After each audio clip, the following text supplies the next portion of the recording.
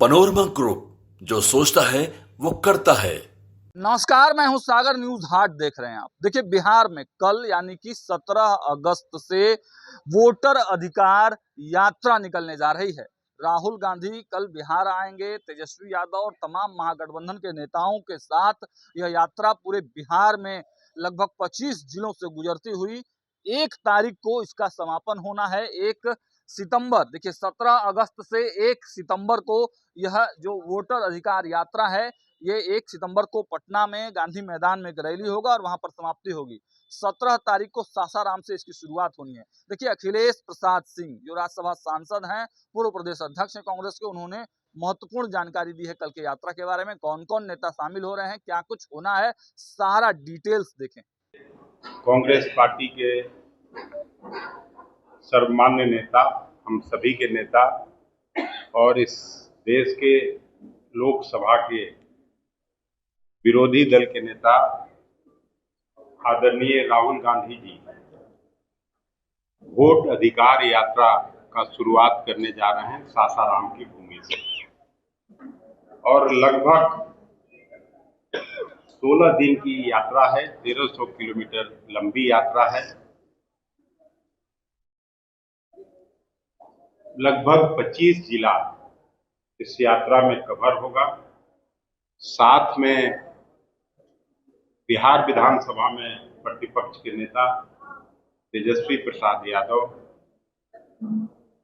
CPI, CPM और माले VIP party के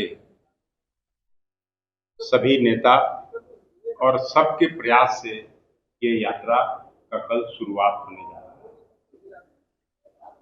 आप सभी ने देखा होगा कि सबसे पहले जब एसआईआर का शुरुआत का घोषणा इलेक्शन कमीशन ने किया था, तो इंडिया गठबंधन के हम सभी करीब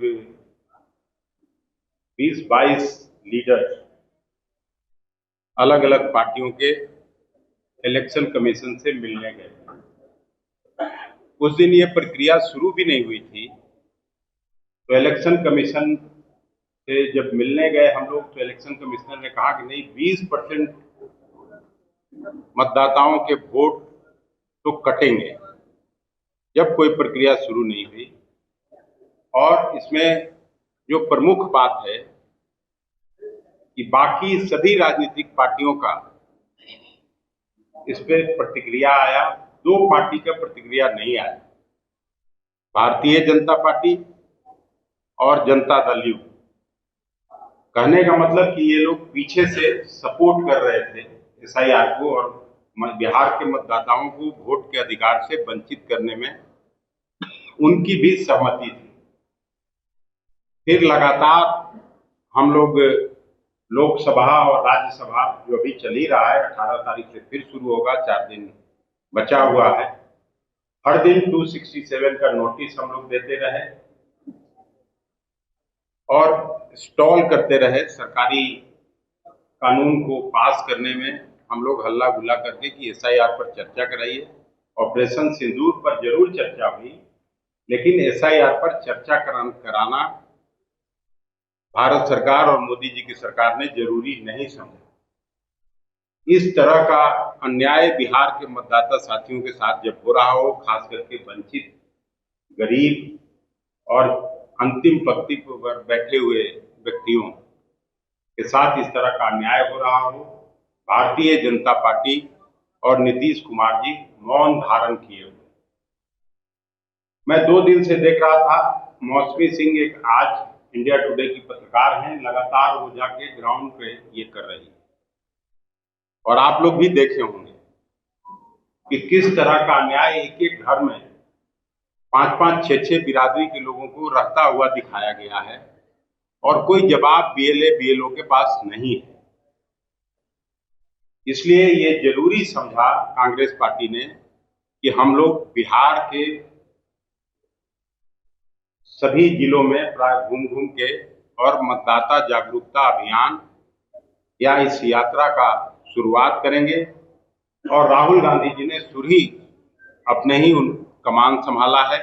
आपने देखा होगा कि पिछले सप्ताह लगभग 300 एमपी लोकसभा और राज्यसभा हम लोग मिलने जा रहे थे, मिलना चाहते थे इलेक्शन कमिश्नर से, लेकिन इलेक्शन कमीशन ने फिर अनुमति नहीं दी और हम लोगों ने गिरफ्तारी दी। 3-4 घंटे पार्लियामेंट थाने में हम लोग रोक दिए गए। उसके बाद कोई रास्ता नहीं था इस यात्रा करने के सिवा, इसलिए आज हम लोग वाजिब समझते थे कि पटना के सभी पत्रकार मित्रों को इसकी जानकारी दी जाए। इस वजह से हम आपके सामने आए हैं। 1950 में जब हमारा संविधान बन रहा था, आदरणीय अंबेडकर जी के नेतृत्व में, उस समय उन्होंने एक बड़ा इंपॉर्टेंट बात कहा था कि संविधान अच्छा तभी हो सकता है जब इसमें चुनाव कराने वाले लोग, जो इलेक्शन कमिश्नर्स होते हैं, वो मूर्ख नहीं हो और धूर्त नहीं हो। तो 1950 से लेके आज अब लगभग 75 साल हो गए। मुझे लगता था कि उनकी दूरदृष्टि और सोच इसी वजह से थी कि आज ऐसा हो रहा है। और अंबेडकर जी और संविधान की लड़ाई आप सबको मालूम है कि हम लोगों के नेता राहुल गांधी जी लड़ रहे हैं। तो इस लड़ाई को कोई और नहीं लड़ सकता था। राहुल गांधी जी में देश के गरीब और वंचित तबका का आस्था है, नौजवानों का आस्था है, महिलाओं का आस्था है, किसान मजदूरों का आस्था है। इसलिए आपके माध्यम से बिहार के सभी जागृत मतदाताओं से हम अपील करते हैं कि इस यात्रा को अपना पूरा समर्थन दें। हाँ, परमिशन मिल चुका है। आपको संदेह है? नहीं, बियाडा ने स्वीकृति दी है। वहाँ के कलेक्टर, जो महिला कलेक्टर हैं, उन्होंने भी सहमति दे दी। जो हेलीकॉप्टर का जगह था उसका भी परमिशन हो गया। आगे का प्रश्न बढ़ाइए। एक बात मार्के का है कि जो हमसे कहने में छूट गया था कि कभी भी भारतीय जनता पार्टी की कोई प्रतिक्रिया नहीं आई, नीतीश कुमार जी की कोई प्रतिक्रिया नहीं है, बाकी सभी दलों का आया। उनके साथ काम कर रहे चंद्रा बाबू की पार्टी भी उतनी ही चिंतित है, बाकी देश भर के सारे दल चिंतित हैं, 2 लोगों का छोड़। आपने पहले कहा था, मतलब इलेक्शन कमीशन को धूर्त बता रहे हैं। धूर्त और मूर्ख अंबेडकर जी ने कहा था। आपके कहने का तात्पर्य तो अभी बता ही दिया आपको। इलेक्शन कमीशन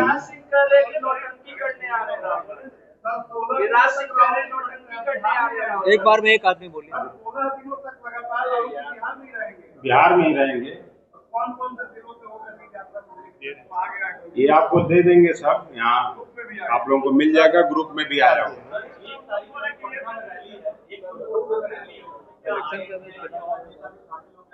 नहीं, निश्चित रूप से शामिल होंगे उस रैली में सभी लोग शामिल होंगे। निश्चित समय पर आपको निश्चित जानकारी दे दी है। प्रियंका गांधी भी आ रही है। कल तो आ रहे थे, जहाज में हम लोग के साथी आए थे, उनकी भी चिंता वही थी जो यहाँ मैं व्यक्त कर रहा हूँ। बाकी अब अपने बेचारे पार्टी के लिए कुछ कुछ वकालत करते होंगे। हमको इलेक्शन कमीशन में काम करने वाले लोगों के बारे में मैं बोला हूँ। आपको अगर सुनाई ठीक से पड़ा होगा कि पहली बार जब हम लोग मिलने गए थे तो उसी समय जब कोई एक्सरसाइज प्रारंभ नहीं हुआ था, इन लोगों ने कहा कि 20% तो कटेंगे लोग। तो 20% जब कटेंगे, ये भी आप लोगों ने देखा होगा कि राहुल गांधी जी परसों या चौथा रोज कई मृत लोगों के साथ चाय भी पिए, ये भी खबर आई थी। तो इलेक्शन कमीशन क्या क्या गड़बड़ियां की हैं, उसी में मैं नाम लिया था मौसमी सिंह का, जो जाके वहाँ पूर्णिया के इलाके में, अररिया के इलाके में लगातार ग्राउंड लेवल पे काम कर रही है और वो भी दिखा रही है कि कितनी सारी गड़बड़ियां हुई और किस तरह से जाति बीएलओ और बीएलएज ने किया है। सभी चैनल पर आप भी दिखा रहे हैं। सर ऋतुराज सिन्हा जी का कहना है कि विपक्ष को डर सता रही है, रोहिंग्या और बांग्लादेशी का वोटर कट रहे हैं। अरे पहले उनको एक आध बार आने दीजिए हाउस में, तब सीरियसली लिया जाएगा। कल प्रियंका गांधी भी आ रही हैं। प्रियंका गांधी भी कल ही आ रही है बिहार। नहीं, प्रियंका जी के बारे में तो अभी जानकारी नहीं है मेरे पास, बाकी होगी तो फिर बताऊंगा। गिरिराज सिंह ने कहा कि जेल जाएंगे राहुल गांधी और तेजस्वी यादव, बयान दिया उन्होंने, जेल जाएंगे। इस तरीके से रोहिंग्या और बांग्लादेशियों को समर्थन दे रहे हैं। 20 साल से इनका शासन ये कैसे मतलब जेल में कौन किसको जाना है ये तो फिर बताएगी बिहार की जनता। बाकी कितना सीरियसली ले रहे हैं भाई, गिरिराज बाबू को जानते हैं आप लोग। आपको कहे तो कि कल हम लोग साथ ही यात्रा किए थे, हमसे जो जो बात कहे थे उसमें तो सब हमसे ये इनको भी फूल दिए हैं क्या स्वागत करने। देखिए, केंद्र की भारतीय जनता पार्टी की सरकार की अनुमति के बगैर एक भी घुसपैठिया हिंदुस्तान में नहीं रह सकता। अगर उनसे गठजोड़ है तो ही वो हिंदुस्तान में रहा, ये बात समझ लीजिए। और इलेक्शन कमीशन ने जो नोटिफाई किया है, सिंगल नाम भी नहीं बताया हम लोगों ने कि ये बांग्लादेशी या रोहिंग्या है। सर कितनी असरदार रहने वाली है कल से जो यात्रा शुरू होगी? ऐतिहासिक होने वाली है और ऐसी यात्रा हो रही है और इतना भारी समर्थन मिलने जा रहा है जो कभी किसी को मिला नहीं होगा। देखिएगा, टारगेट भी है कितने लोग रहेंगे रैली में, कुछ आकलन भी है आप लोगों का कितने लोग आप? ये आकलन हो सकता है इसका, ये जो आकलन करता है वो मूर्ख होगा। पूरा रोड पटा रहेगा बिहार का, आप देखिए।